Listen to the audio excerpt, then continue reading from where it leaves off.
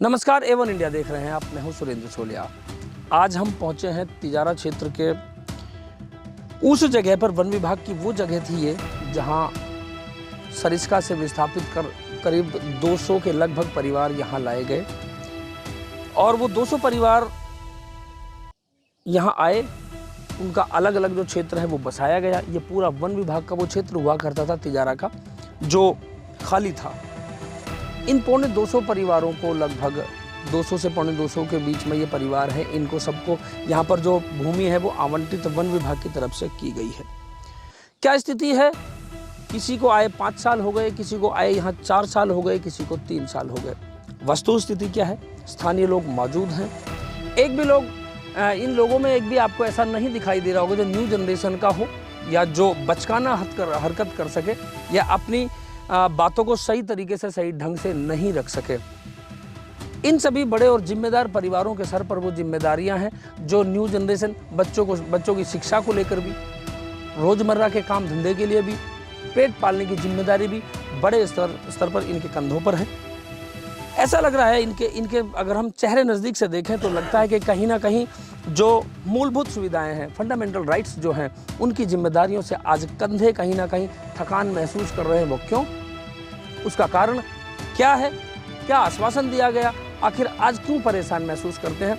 कुछ ये स्थानीय लोग हैं, इनसे बात करने के कोशिश के बाद ये जानेंगे कि आखिर इनका दर्द क्या है। क्योंकि जिस जगह पर यहाँ इनको विस्थापित किया गया वो ऐसी जगह है कि अगर उसको पूरे तरीके से डेवलप कर दिया जाए तो मैं ये कह सकता हूँ कि पूरे तरीके से प्रकृति की गोद में, और प्रकृति की गोद के साथ साथ इससे अच्छा एनवायरनमेंट, इससे अच्छा माहौल हो नहीं सकता। लेकिन आखिर समस्याएं कहाँ रही वो जानने का प्रयास करेंगे। बाबा, क्या नाम है आपका? नाम बताएं। मेरा नाम सर राम सिंह है। राम सिंह जी, आप कितने दिनों पहले यहाँ पाए थे? करीब 2.5-3 साल होगी।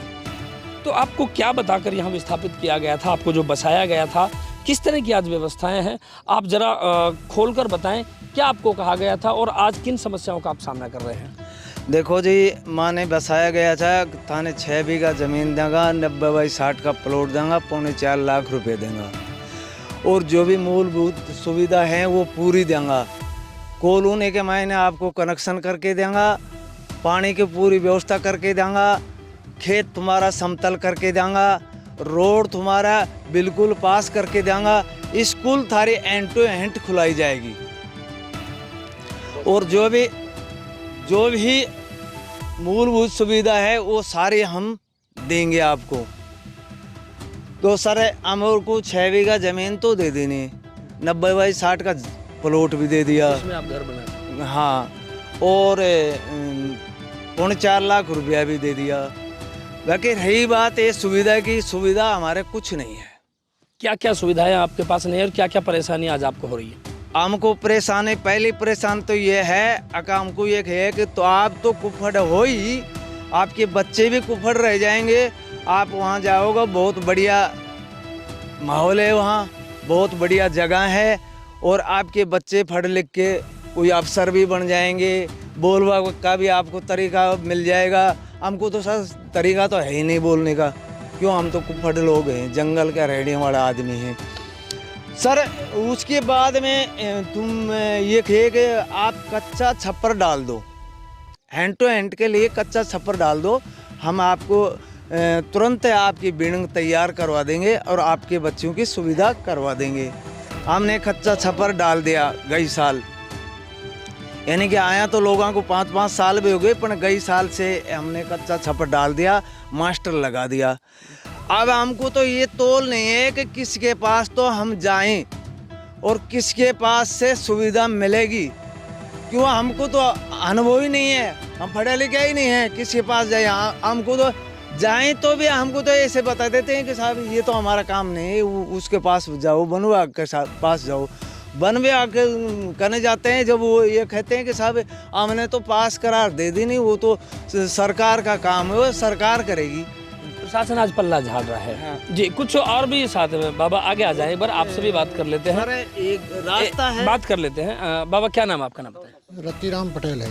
पटेल साहब, क्या आज आपको यहाँ समस्याएं हो रही है? कितने दिनों से आप परेशान है? कितने दिन आपको आए हो? हमको 2020 में आए सर, तो 2020 में आए हम, तो हम चूँकि आपको रोड लेट हो जाएगी, रोड बन जाएंगे आपका, सारी व्यवस्था हो जाएगी, आपको बच्चे पढ़ेंगे यहाँ, जमीन रजिस्ट्री कर देंगे आपको, सारी व्यवस्था हो जाएगी। अब हमारे को तो नहीं तो रोड है, पहला काम रोड का, दूसरा काम स्कूल का है। जो हमारे बच्चे डोलते हैं, जाते नहीं, पहुँचते नहीं, खुदे पड़ेंगे ना। और जो हमको कोई भी सुविधा जमीन सू अलावा कोई सुविधा ना दी, रजिस्ट्री ना है, रजिस्ट्री नहीं तो हम कुछ लोन ले सकते नहीं, कुछ नहीं कर सकते हम। डीपी फूक जाती है तो कोई नहीं सुनता है, ऑफिस में जाते हैं कागज चुर गए, नहीं है तो कागज ही आपका गायब हो गए। ऑफिस में ही कागज चोरी हो जाते हैं? हो जाते हैं, गायब हो गए। तो ऐसा किन्होंने कहा आपको? वही बैठे जो कर्मचारी कुमकुम बैठे जी साहब, हम तो जाना ना कोई, और ना तो हमको कोई सुविधा ना है यहाँ।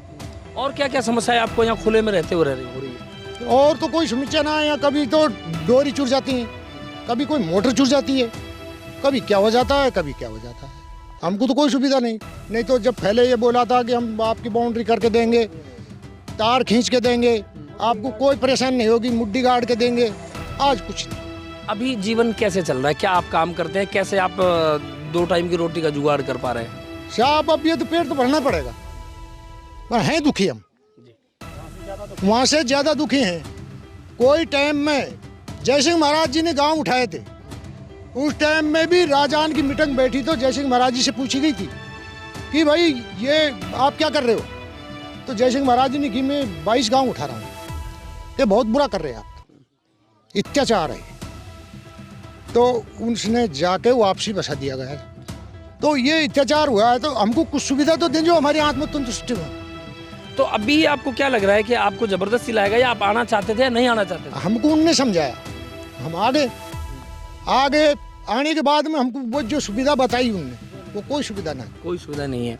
तो आज अगर यहाँ लाइट रात में चली जाए तो लाइट के लिए या आपको लाइट आती कितनी है लगभग? क्योंकि आजकल तो समस्या ये भी आ रही है कि लाइट कटती बहुत ज़्यादा, तो कितनी लाइट आती है? लाइट तो 6 घंटे देते हैं, जो पानी के लिए सींचने के लिए 6 घंटा की लाइट देते हैं।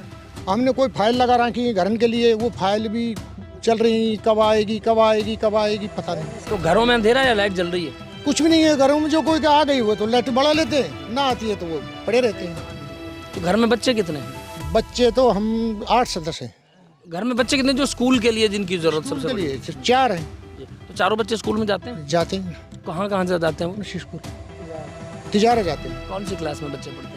एक 10वीं पढ़ रहा है, 5वीं 6वीं ऐसे। तो लगता है जो आपसे वादे किए गए थे बच्चे उस तरीके से पढ़ाई उनको मिल रही है? ना, वो तो मिल ही नहीं रही। वो तो हम तो हमारे गजू कर रहे हैं, हमारे गजू फटा रहे हैं। अपने स्तर पे पैसा लगा कर। वो सरकारी स्कूल में जा रहे हैं, प्राइवेट में जा रहे हैं? प्राइवेट में पढ़ा रहे हैं। तो यहाँ पे जाने के लिए रास्ता भी नहीं। यहाँ अभी आपको ये भी दिखाएंगे हम कि यहाँ की वस्तु स्थिति क्या है। यहाँ पर कॉलोनियाँ हैं, कॉलोनी के तौर पे इन गाँवों का विस्थापन किया गया। एक कॉलोनी का नाम इन्होंने, जो स्थानीय लोग हैं उन्होंने गांव का नाम रखने के लिए देवपुरा की एक अपील की है। एक भरथरी नगर और एक और क्या बताया था, गुजरबास के नाम से गांव की अप्रूवल रखी है। अभी प्रशासन ने अप्रूवल अभी नहीं दी है। लेकिन बात करें, यहाँ पर कुछ युवा साथी भी हैं। क्या नाम है सर? नाम बताएं। सीसराम नाम है सर।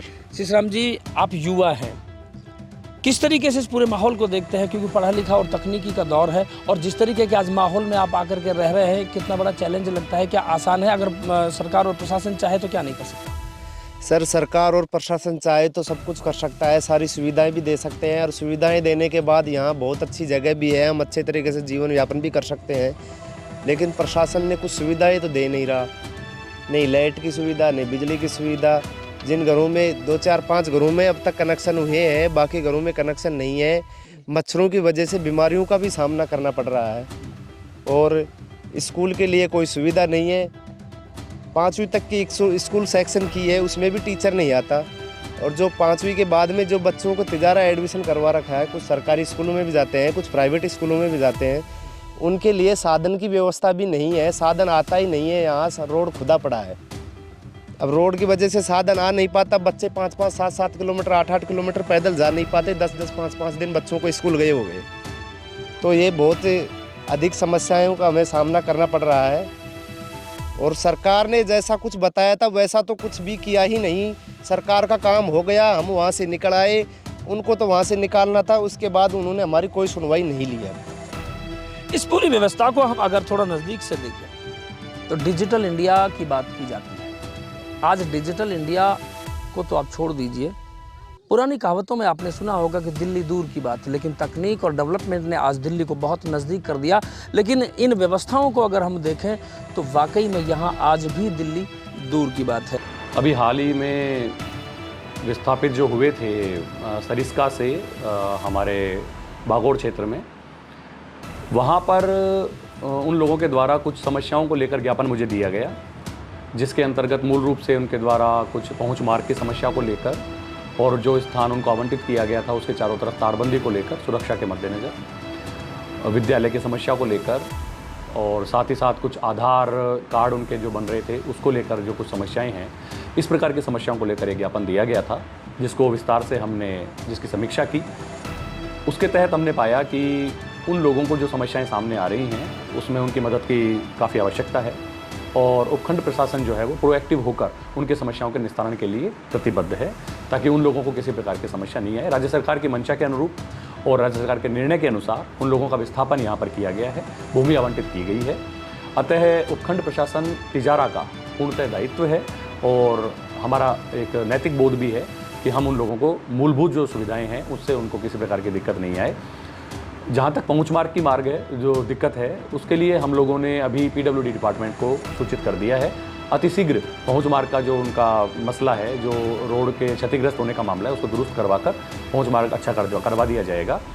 जहाँ तक उनके संपूर्ण जो आवंटित भूमि है उसकी तारबंदी और सुरक्षा का मसला है, उसको लेकर वन विभाग से संपर्क किया जाएगा, ताकि वन विभाग चारों तरफ फेंसिंग और तारबंदी करके उस स्थान को सुरक्षित कर सके और किसी प्रकार के अतिक्रमण की समस्या भी नहीं रहे। ये इसका एक द्वितीय प्रभाव रहेगा। इसके अतिरिक्त उनके आधार कार्ड निर्माण में कुछ समस्या आने की सूचना भी मुझे प्राप्त हुई है, तो हमने प्रोग्रामर को और हमारी टीम को जो ई मित्र के साथ में काम करती है उनको सूचित कर दिया है और यहाँ से 1-2 एम्प्लॉइज़ को हम उनके साथ में संयुक्त कर देंगे, जिससे वो लोग उनके पेपर वगैरह तैयार करवा देंगे और उनको किसी भी प्रकार के अगर पहचान पत्र के निर्माण में कोई समस्या आ रही है तो उनके समस्या के निस्तारण में हम उनकी पूर्णतः मदद करेंगे।